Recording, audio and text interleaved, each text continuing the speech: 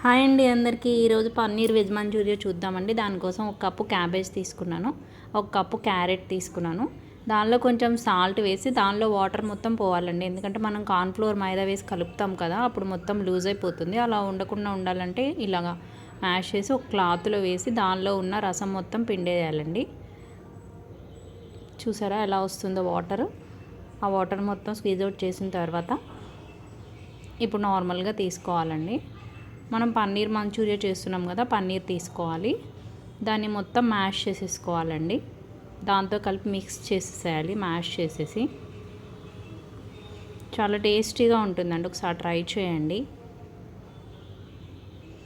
ఇలా మ్యాష్ చేసిన తర్వాత 3 స్పూన్స్ కార్న్ఫ్లోర్ వేయాలి, 2 స్పూన్స్ మైదా వేయాలండి. క్రిస్పీనెస్ కోసం చాలా బాగుంటుంది. కొంచెం సాల్ట్, కొంచెం రెడ్ చిల్లీ పౌడర్, ఒక హాఫ్ స్పూన్ పెప్పర్ పౌడర్ వేసుకొని బాగా కలుపుకోవాలండి. కలుపుకొని చిన్న చిన్న బాల్స్ లాగా చేసుకోవాలి. At the same time deep ఫ్రైకి ఆయిల్ పెట్టుకుందాము. చూసారా ఎలా బాల్స్ లాగా చేసుకోవాలి. చిన్న ఉసిరికాయ అంత, పెద్ద ఉసిరికాయ అంత బాల్స్ చేసుకోవాలండి. బాల్స్ చేసుకున్న తర్వాత ఇలా ఫ్రై చేసుకోవాలి. దీన్ని మీడియం ఫ్లేమ్లో ఉండే ఫ్రై చేయాలండి. హై ఫ్లేమ్లో పెడితే లోపల మొత్తం ఉడకదు, చేదుగా అయిపోతుంది, నల్లగా మాడిపోయినట్టు అయిపోతాయి. ఇలా బాల్స్ అన్నీ ఫ్రై చేసుకొని పక్కన పెట్టేసుకోవాలి. చూసారా ఎంత బాగా వచ్చినాయో. ఇప్పుడు వేరే కడాయి తీసుకొని దానిలో కొంచెం వెల్లుల్లి, అల్లం హై ఫ్లేమ్లో ఉండి టాస్ చేసుకోవాలండి. వీటి మొత్తాన్ని లో ఫ్లేమ్లో పెట్టకూడదు. క్రంచీనెస్ కోసం కొంచెం క్యాష్యూ నట్స్,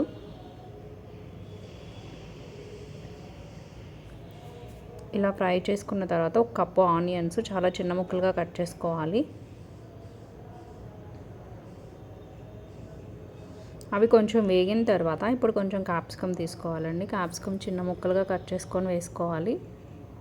అవి ఫ్రై అవ్వడానికి కొంచెం సాల్ట్ వేసుకోవాలి.